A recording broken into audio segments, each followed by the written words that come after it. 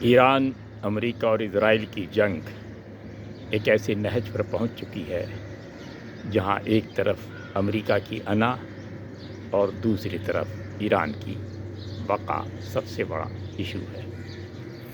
کیا ہوگا، جنگ کیسے ختم ہوگی، کب ہوگی، بتانا مشکل ہے۔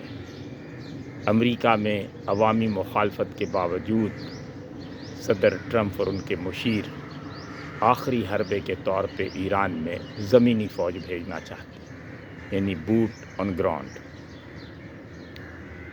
کیا ہوگا یہ بتانا مشکل ہے، لیکن یہ بات طے ہے کہ اگر ایسی غلطی کی گئی تو ایک اندازے کے مطابق 1 سے 1.5 لاکھ فوج بھیجنی ہوگی اور 1 سے 2 سال یہاں رکنا ہوگا، جس کے بعد کہا جا سکتا ہے کہ فوجیوں کی بڑی تعداد یا سپاہیوں کی 50,000 60,000 مردہ جسم ڈبوں میں واپس ہوں گے۔ دوسری بات یہ ہے کہ صدر ٹرمپ کو اس انتہا پر جانے کے لیے وہاں کی عدالت، کانگریس، سینٹ اور عوام شاید کسی طور اجازت نہ دیں۔ اصل کہانی ہوگی شروع جنگ کے خاتمے کے بعد۔ جنگ جب بھی ختم ہو، آج کل پرسوں، لیکن اس کے جو آفٹر ایفیکٹس اثرات ہیں وہ بہت اہم ہیں۔ سب سے پہلے یہ کہ کیا امریکہ اپنی حیثیت برقرار رکھ سکے گا یا نہیں؟ ڈالر کی اہمیت کم ہوگی، ختم ہوگی یا برقرار رہ جائے گی؟ کیونکہ اللہ تعالیٰ نے شاید چین اور روس کو یہ بہترین موقع فراہم کیا ہے کہ وہ اپنی حیثیت منوا کر ایشیا سے پوری دنیا میں پھیل جائیں۔ جو ظلم اسرائیل نے غزہ پہ کیا اور اب ایران پہ، اس کے بعد یقین سے کہا جا سکتا ہے کہ یہودی اور اسرائیل، گریٹر اسرائیل کا جو خواب دیکھ رہے تھے وہ چکنا چور ہو گیا، یا فی الحال 10 20 50 سال نظر نہیں آتا ہے۔ یورپی ممالک جو سب سے منفی کردار رہا مہذب دنیا کے حوالے سے، وہ ان کا غزہ پہ خاموشی، یعنی اکثریت کا خاموشی۔ مجھے یقین ہے کہ یورپی ممالک کے تمام اثرات پورے مغربی ایشیا، جنوبی ایشیا اور سینٹرل ایشیا سے ختم ہو جائیں گے۔ خلیج وسطیٰ کے تمام ممالک اور عرب ممالک اپنی پالیسی نہ بدلے تو ان کے لیے دشواریاں بڑھتی جائیں گی۔ چھوٹے چھوٹے قبائلی علاقوں پہ مشتمل خوشحال ممالک اب نہیں رہ پائیں گے اس طرح جس طرح وہ رہ چکے ہیں۔ وہ تمام ممالک جو بیرونی طاقتوں کو اپنا فوجی اڈہ بنانے کے لیے اپنی سرزمین دیتے رہے، اس یقین پہ کہ وہ ان کی حفاظت کریں گے، شاید وہ اب توبہ کر لیں، تو اس طرح بھی گویا مغرب اور امریکہ یہاں سے صاف ہو جائے گا۔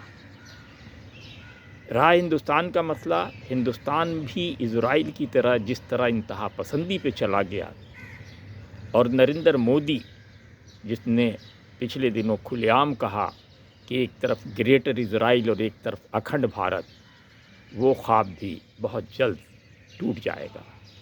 نریندر مودی کی زندگی ہی میں ان کو یہ دیکھنا نصیب ہوگا کہ ہندوستان میں بڑھنے والے فسادات، ہندوستان میں بڑھنے والی بے چینی، ہندوستان میں مذہبی تفرقے، ہندوستان میں مسلمانوں اور اقلیت پہ ہونے والے ظلم کے نتیجے کے طور پہ ہندوستان بکھر جائے گا۔ ایران اپنی حیثیت برقرار رکھے گا یا بہتر ہو جائے گا، وقت لگے گا، 1 2 3 اشرے لگ سکتے ہیں۔ اب رہا پاکستان اس لحاظ سے خوش قسمت ملک ہے کہ تمام گرجتے ہوئے بادل، بڑھتے ہوئے طوفان، سائیکلون اور سیاسی سونامی کے باوجود کھڑا ہوا ہے۔ پاکستان کو ضرورت یہ ہے کہ اپنی خارجہ پالیسی تو جو ہے لیکن اپنی داخلی پالیسی پہ زیادہ توجہ دے۔ گھر کے اندر کی خوشی ہی باہر کی خوشی بنتی ہے۔ افغانستان سے اپنے تعلقات بہتر سے بہتر کرے، ہماری 20 سال کی جو پالیسی تھی، بلکہ یوں کہا جائے 1960 کے بعد جو ہماری پالیسی ہے، اس پر نظر ثانی کی ضرورت ہے۔ پڑوسیوں سے اچھے تعلقات ہی گھر کے اندر خوشحالی لاتے ہیں۔ پاکستان کی عام سرکاری پالیسی کہا جائے یا نہیں یہ تو میں نہیں کہہ سکتا، لیکن عام جو خیال ہے کہ انگریزوں کی سابقہ پالیسی کی ہم کاپی کرتے رہے کہ لسانی، علاقائی، صوبائی اور مذہبی تفرقے سے سیاست کی جائے اب ترک کر دینا چاہیے۔ ہم سب کے لیے بہتر ہے عوام کی خوشحالی، ان کی تعلیم، علاج اور بہتر زندگی کی کوشش کرنی چاہیے۔ پاکستان دنیا کا خوش قسمت ملک ہے جہاں اللہ نے چاروں موسم اور ہر قسم کی زمین،